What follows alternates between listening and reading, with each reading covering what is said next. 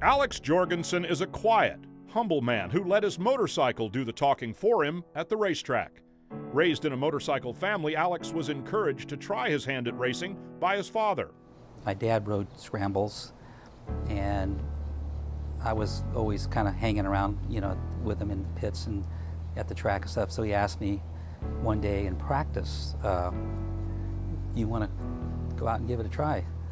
I didn't have no cards or anything, and it was one of them deals where he had brought the bike, so he stuck me out in practice with all the racers. And it was kind of like a rough scrambles. It was a rough track, and I guess what he's seen I had done fair. Okay, so during the week he had asked me, "Do you want to race?" And I said, "Sure." We had went up to the same racetrack.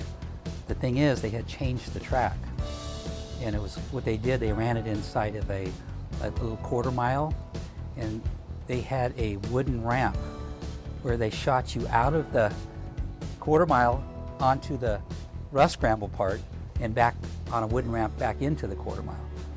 And pretty much that was my first race, and then I couldn't sleep or eat after that. I couldn't think straight. His passion for racing got the best of him as a teenager. Caught bending the age rules, he was benched for a year. I tried to maybe get in at a little bit younger age, and you couldn't get away with that kind of stuff, and I got caught.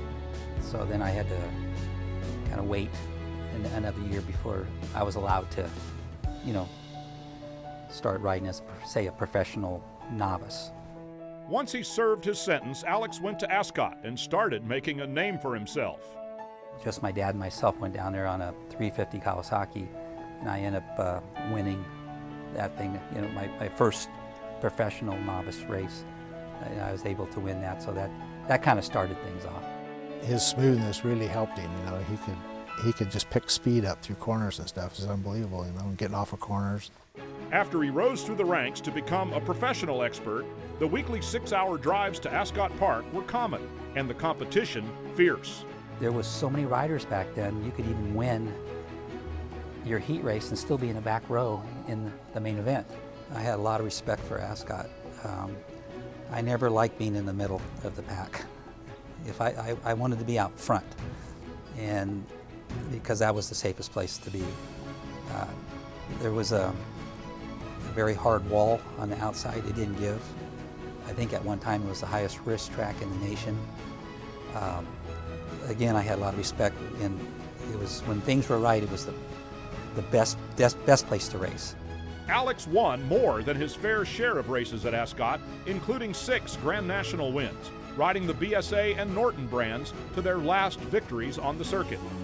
Hey, when you went to Ascot, that's all you heard about was this big red Norton with the 44 number plates on it. Him and Ron Wood had a great combination between the two of them, and they were fierce competitors when it come to Ascot Park. But when Alex did get on the road and Alex traveled, he was able to adapt to different track conditions. Don't kid you there. And like I said, as far as the TT specialists out of the West Coast, between Steve Eklund and Alex Jorgensen and Scott Pearson, I think they were 3 of the all-time best.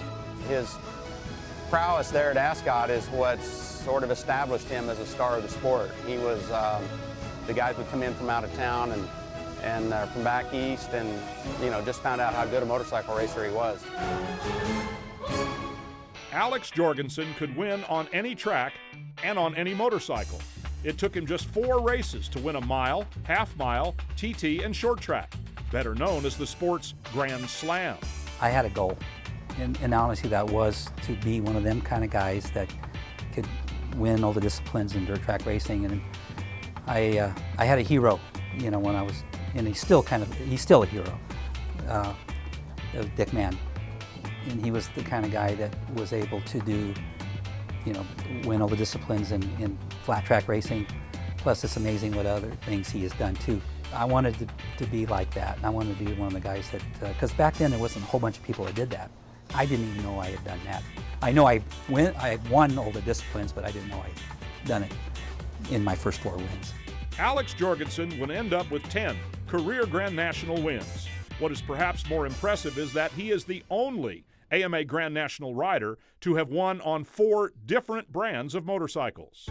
When you see pictures of him, you know, just very aggressive riding style, clean rider, but a very aggressive riding style, and he got the most out of the bikes. And I think if you looked at it, as powerful as the Norton was in some of the bikes he rode, I don't ever think he had the most horsepower on the track. He just rode it the hardest and rode it the best. He was an excellent, sort of underrated sort of rider in that he won a lot of races on different brands of motorcycles, but never got the notoriety until just recently. Alex Jorgensen may finally be known to more race fans through his induction into the AMA Hall of Fame. But for years, he's been a local hero to the many he influenced. Back in the early 70s, in 1972, I got to throw my leg over the first little Indian-like Pee-wee that we called them back then, 38 cc's, and Santa Claus brought me one for Christmas, and Alex and his younger brother Kim were responsible for teaching me how to ride the bike. And they took me out in the parking lot and pointed me toward the shop and said, "Hey, you give it the gas when you get to that building over there. We're gonna yell brakes, and you gotta reach out and grab the handles." And Alex was my hero, so I did what he said. And I've always watched and admired what he did for years, ever since. In recognition of one of the longest and most successful dirt track racing careers of any era, with numerous wins in all 4 dirt track disciplines aboard numerous brands, the AMA Motorcycle Hall of Fame proudly welcomes Alex Jorgy Jorgensen.